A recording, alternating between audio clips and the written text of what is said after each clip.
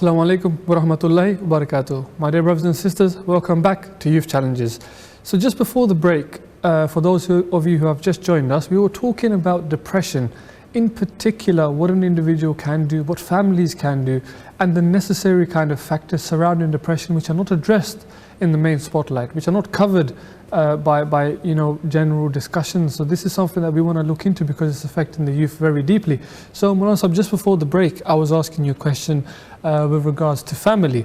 So the question was, what role can family members play to assist someone who is suffering from this disease of depression? And they can play a vital role. We discussed before that the negative points. Yeah, we did. That they get the pressure.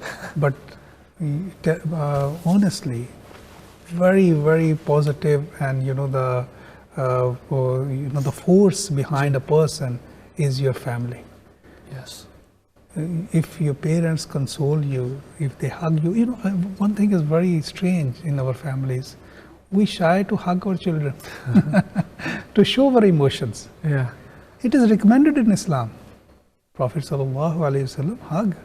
Prophet sallallahu alaihi wasallam kiss. So we are not doing like that. We feel it, So what we're gonna do? We show our emotions to our children by hugging, by having the discussions, by spending time with them to ask them, what do you have a problem? So they feel like my parents are my friends. Yes. And instead of they are trying to find any other person to rescue, in depression, what the person is feeling, he is feeling that nobody is my friend. I'm alone. Yeah. When you give this feeling, no, I'm standing behind you. What you decided, we will support you. This support he requires on that time. And sometimes that the person who is suffering from depression, he diagnosed by himself, so he can tell that how can I come out from that. Yes. For example, he says that this company, because of in my company, they are very bad people. So now you realize it. So you move on your house, change the company, change the atmosphere, change the Yeah. Sometimes, because when you have a discussion with your child, then you realize, these are some reasons. Yes. If we address these reasons, Yes. and for example, celebration of birthdays, Yes. celebration of events, Yes. celebration of days, celebration of success of your child. Sometimes even we don't know that my son has achieved something or not, or my daughter has achieved something or not. We are so much involved, absorbed in our activities. Yes. So he is getting something or she is getting something, comes home with this hope. Now my father, my mother, they appreciate me. There is no appreciation from a house. So what we're going to do, we give appreciation, we give them support, we give them counseling. Yes. You are the best one to whom they can trust. You give your trust to win their trust. When they talk, they think about, if I tell, they will not blackmail me. These are my parents. So these are the factors. If we do that, if we provide, believe me, many issues we can solve with the healthy environment if we have it in our house. Definitely, Maulana Sahib. And that is something which we need to put a big emphasis on, is the fact that family is your biggest support. And Maulana Sahib, when an individual is depressed, they struggle to find someone they can talk to. So I can say someone can be so popular, they can have so many friends, so many family members, so many uncles, cousins, people that they are generally they're close to, they have fun with, they have jokes with. But unfortunately, when someone is depressed, they can they can reflect upon their circle, upon the people they keep around them, and think, you know what, I have no one to talk to. I can't talk to anyone. Yeah. That is very dangerous, because when that happens, is an individual bottles up his own emotions inside himself, so then he can't actually let them out. And talking to someone definitely helps, and it's been proven by many psychologists that it definitely helps. So another thing I want to say is, whilst family plays a vital role, friends is a very big element for some people. Now when I say that, is unfortunately, it's a very, very regretful reality that in this day and age, if someone is depressed, your friends make fun of you. Yes. I've seen it happen myself. Everyone is different. Say, for example, something happened to an individual, which Yeah. Unfortunately, they become a cause of one of the cause of depression. Instead of coming out of a person depression, for example, if you are short-heighted, Yeah. so everybody mock at you. Yes. So if you are lagging behind anything, instead of your friends giving you support, they will start laughing at you. Yes. They make cracking fun upon you. Yes. So if you are a low mood, they don't have understanding of that. So this is true. This is a very, very, very big issue. And the other side, I'm telling you, Faizan, you know, when a person is feeling loneliness, he don't want to talk to anybody, or she doesn't want to talk to any person. So mother plays vital role. Yes. I have seen in my wife, sometimes, you know what happened, child doesn't want to talk. Mom emphasis Yeah. again and again and again and again. Yeah. At one point, you know, then they have to speak. Yes, exactly. Then you crack it that that barrier. Yeah, definitely. And you know, one thing about mothers, you know, they will be the first person to recognize that there's something wrong with you. Yeah. It could be the slightest thing, absolutely the most minimal thing that's bothering you all day. Yeah. You don't think you're showing it.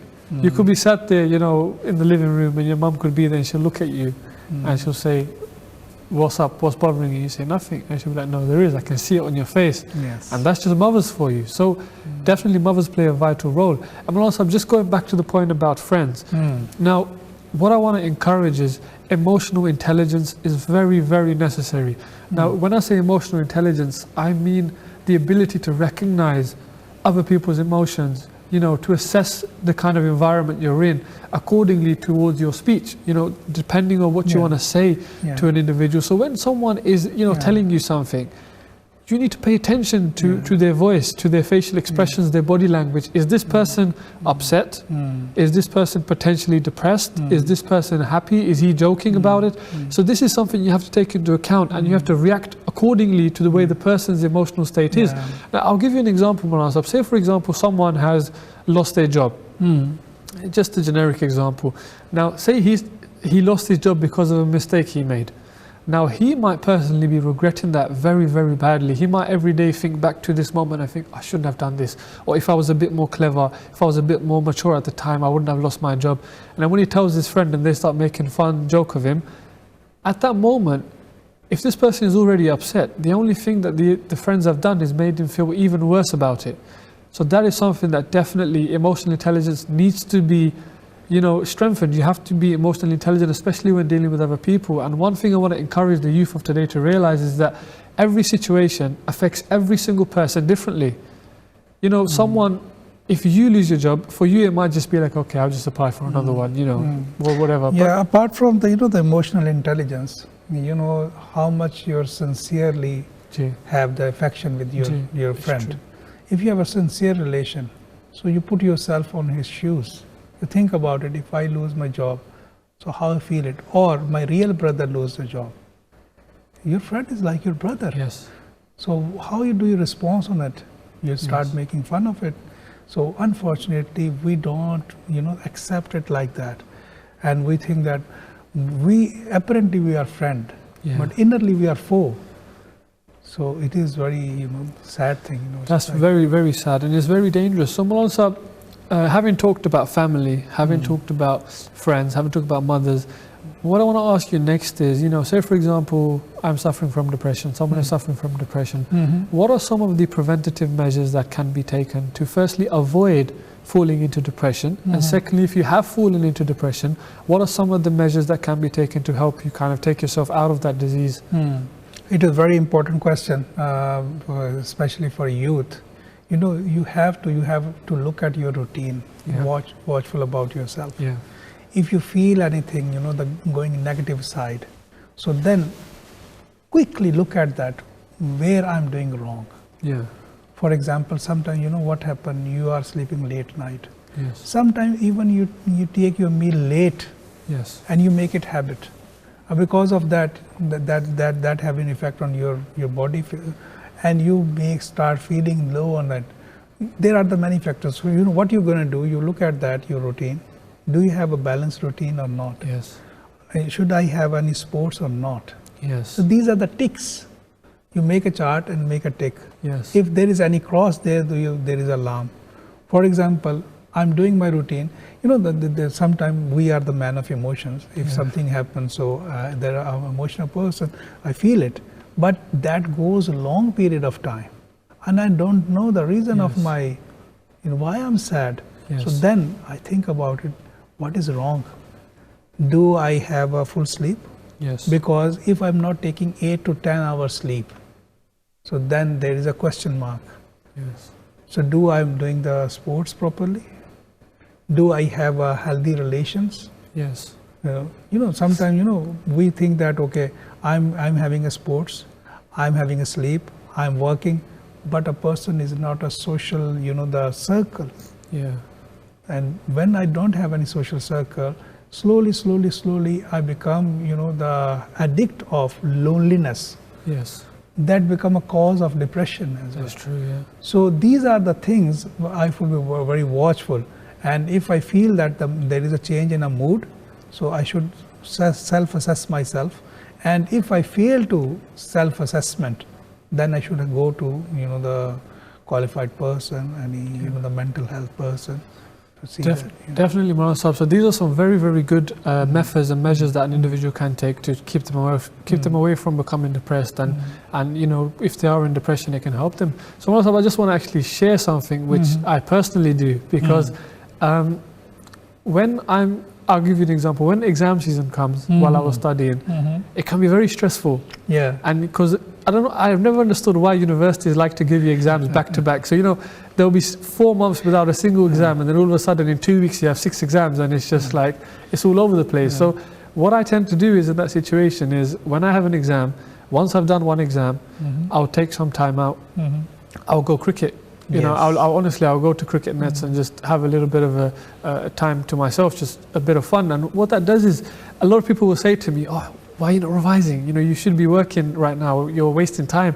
But the truth is that if you're going to be productive and you're going to be successful, you have to make sure that you're in the best of health as well. So when you take some time out to go and work on yourself, to just de-stress, to get out of a stressful situation, it benefits you in the end, because when you come back and you sit down, you think, okay, now I've had my fun, let me focus, and just like this you will end up succeeding. So some students, what they're going to do near exam, they start planning the holidays. One of my friend, I asked, why?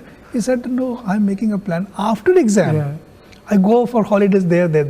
So this is a very positive, he has a force behind. Now he start with the full energy. Okay, this is a span of two weeks or 3 weeks. I exert my full energies. After that 1 week or 2 weeks, I have holidays. This is very definitely that one very works. I've done that too, actually. Once you have, it's just you have something to look forward to. So let me just get this out the way. Let me give it my best, and then I have something very fun to look forward to. So definitely these kind of things help. And parents should support in it. And they should chalk out the plan. Okay, don't worry about it. Pay your full concentration in your exam. After your exam, now we have the holidays, or unfortunately this is another factor here for our Eastern the families. We don't go. Our every day is a holiday, and there is no holiday as well. That's true, So we don't plan a proper holiday to take our children for any remote area or anywhere where we live for 4 or 5 days and enjoy our whole family life. So we don't bother about it.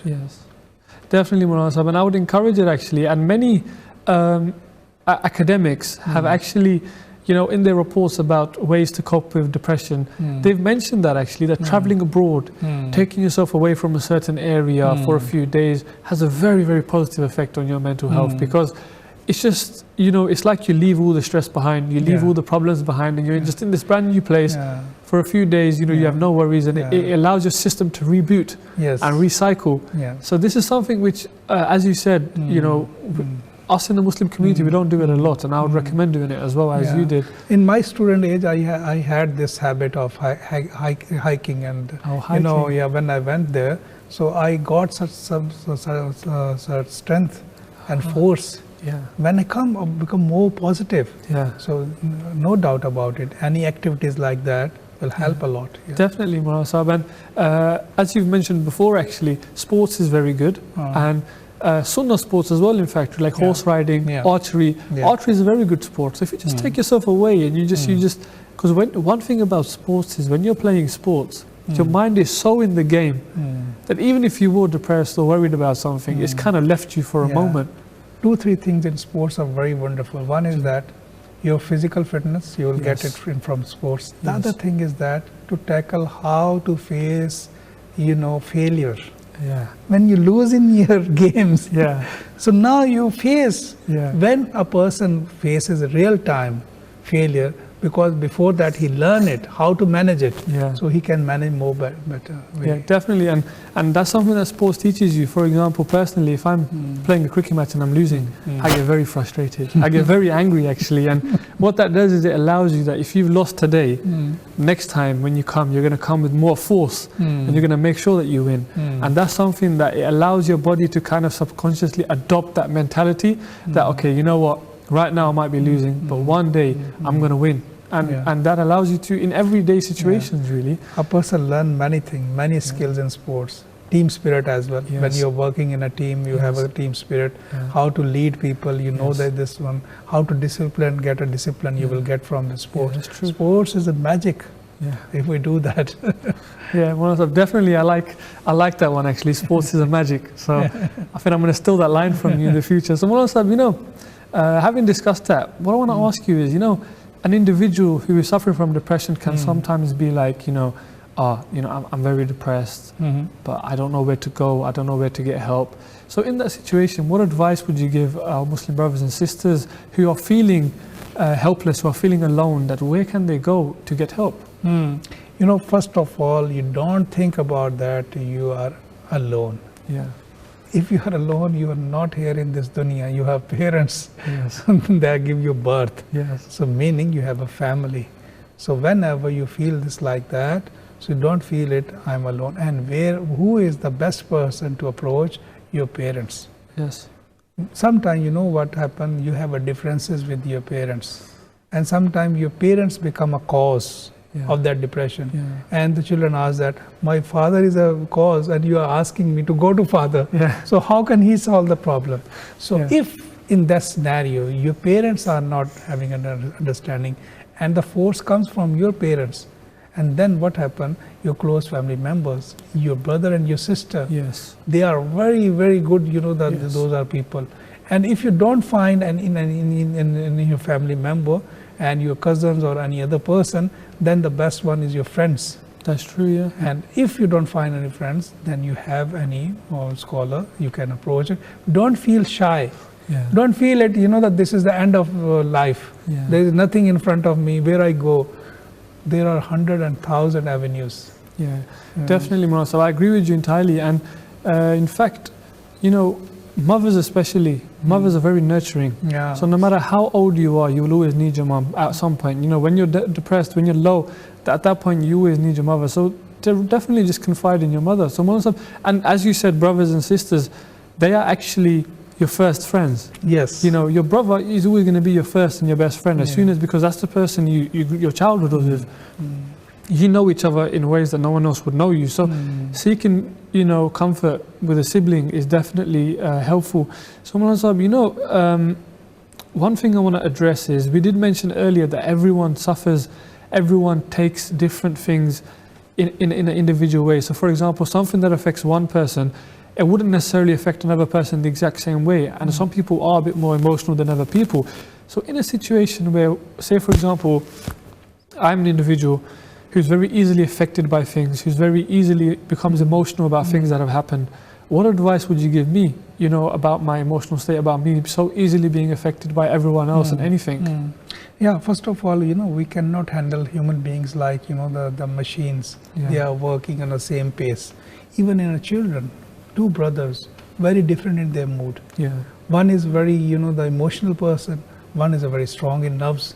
So the person who is emotional or not strong in nerves, if I put a pressure upon that, I'll give him more responsibility, he will be collapsed. The other one take it. So what happened, you can see your abilities and you groom yourself. What happens sometimes, a person says that I can't do anything, I can't teach it, because my brother is best. He can everything give to brother. Brother say, okay, don't worry, I will do homework for you. you know what happened? You think I can improve myself. Yeah. Deficiency is everywhere. Yes. It is acceptable. But you know what happened? If you start doing it, you start making it, you can uplift yourself. Yes. And you can reach at that point. Even if you have emotional, you know, the emotional person, you can groom yourself. It is. Yeah, definitely, Mulana Sahib. And I think everyone has to take it as, you know, I want to be better than the person I was yesterday. Take each day as a challenge, take each day as a learning curve, just an opportunity to develop yourself and learn. And it's all about your internal kind of belief, your self-love, your self-image. Who do you think you are? What is your interpretation of yourself? Now, this is something which people who are more generally affected easily by things, they happen to have a low self-esteem. You know, someone can be doing something and they start comparing themselves to the other individual and saying, look what he's doing. Whereas myself, I'm not quite there. Or for example, you know, they can look at someone else and think he's so strong, you know, like he's so emotionally in control of himself, whereas I'm not. And this kind of stuff, it just has an adverse effect on yourself. You know, Mulana Sahib, having said that, you know, I just want to mention a scenario. In, for example, a friendship group, it's quite common that there is always one individual who is bullied. Yeah.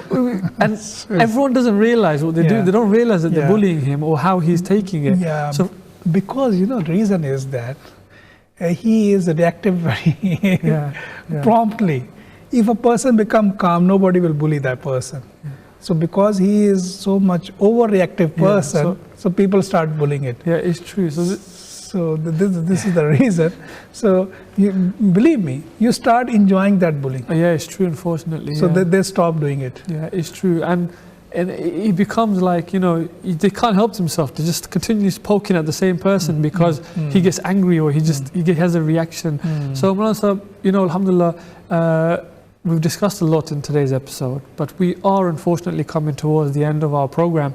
So, you know, I want to thank you for taking the time out of your day to come. I've had a very, very fun discussion with yourself, Mulana Sahib. So, Mulana Sahib, until next week, I just want to tell the viewers, we are here every Sunday, 4 p.m, live on Iqra TV. So please stay tuned in for every episode on Sunday, 4 p.m. And until next time, take care of yourselves, of your family, and of your loved ones. From me, I'm Maulana Amir Kareem Sahib. Assalamu alaikum wa rahmatullahi wa barakatuhu.